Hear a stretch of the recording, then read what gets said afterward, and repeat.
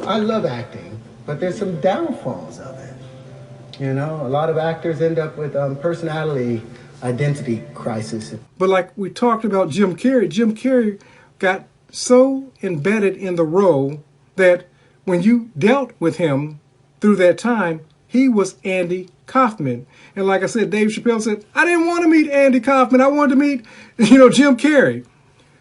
This is what great actors do. But also, this is what great creators do.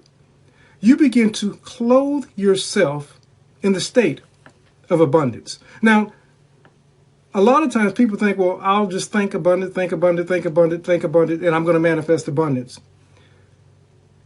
It doesn't work that way. You have to get into the vibration of abundance. Now, just because you clothe yourself in a state of abundance and you start saying, listen, even though my lifestyle does not reflect it at the moment, I'm wealthy. And you start doing and learning what it is that wealthy people do, and that becomes your lifestyle. And over time, you will start to accumulate wealth. Now, a lot of people think that in order to clothe themselves in wealth, they have to go out and get in debt. That's not the mindset of a wealthy person. But anything that you're attempting to clothe yourself in, whatever your occupation is, you weren't born knowing that occupation. You had to learn about that occupation and then become proficient in that occupation. And one day you became an expert that you started doing that occupation so well that people started increasing your pay concerning that occupation. So whether you're talking about somebody that works in the health industry, the food industry, somebody that's a comedian, no matter what your occupation is, you had to learn that. Likewise, with the new state that you're trying to clothe yourself in. If it's better health, then you start acting out health. You start changing your diet. Years ago, speaking of health, I was talking to my sister and she says, diabetes runs in our family. And I said, no, diabetes doesn't run in my family. Diabetes runs in your family because you're still practicing the habits of those who have gone on before you. And this is absolutely, we can break any generational curse when we begin practicing different habits.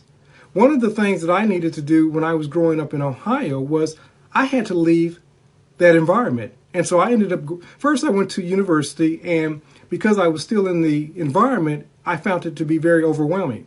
So I ended up going into the military, and that allowed me to escape totally the environment, and it allowed me to transform my life. What environment are you in that's keeping you stuck? And is it necessary that you leave that environment so that you can excel to the next level? So let's go on and listen to some more of what Terence was saying. And like I said, to add to the effect, what I'm going to do this time is kind of get out of the way a little bit so that you can see his face and kind of imagine him speaking on this subject. And conflicts, because you have so many characters you're playing. And if you really commit to the characters, you become like a piece of clothing. And the character has a tendency of wanting to own you. Wow. He said, listen, when you're getting into the character, now in our community, we say state. He says, you put on the character, I like to say embody, but he says you put on the character like a piece of clothing. This is absolutely correct. When you're looking at getting in the state, understand spirit isn't bound by what we believe spirit is. Spirit is infinite in its possibilities.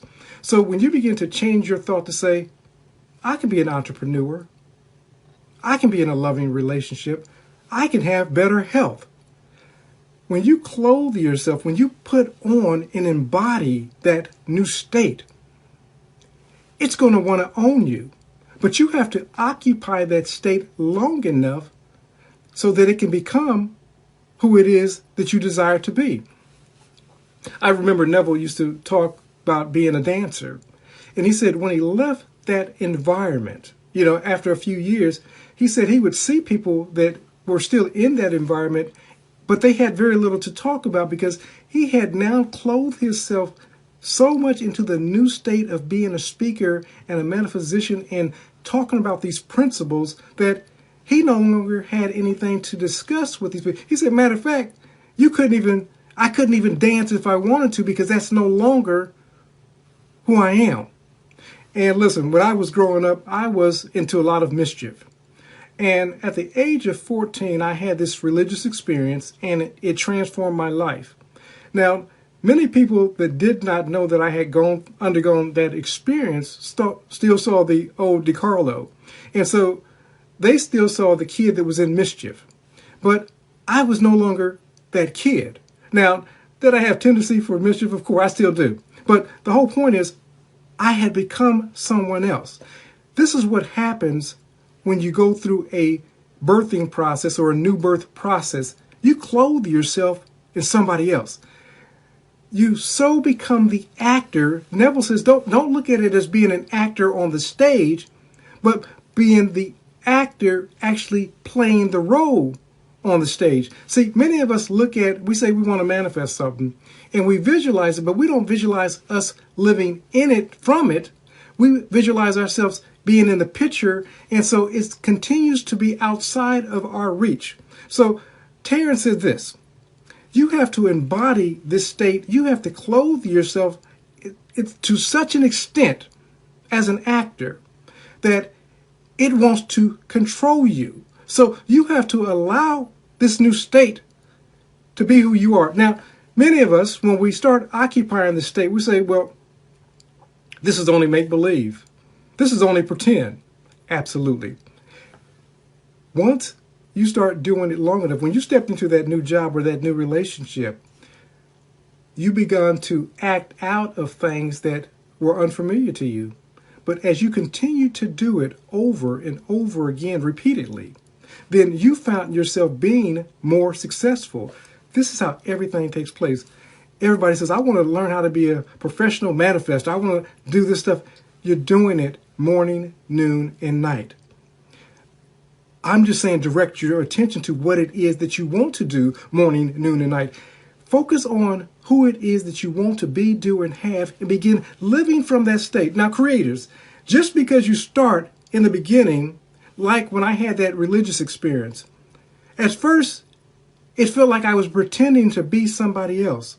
But over time, it became my new reality. So much so that prior to going into my 8th, 9th grade year, I was at a point of illiteracy. I couldn't read. I was educationally challenged. I was dealing with dyslexia, and they didn't have a name for it back then, so I was just educationally challenged.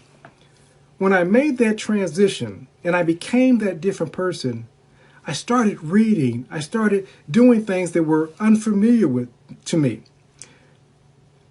When I stepped into my 9th grade year, all of a sudden, the dumb kid was smart. Now, for those who are politically correct, forgive me for using the term dumb, but bear with me. I'm telling my story, so I guess I could be dumb. So the dumb kid had become smart. And all of a sudden, people that wouldn't have talked to me were asking me questions. And I was amazed. Now all of a sudden, this boy I was happy to get a D. Because see, a D simply meant I was passing.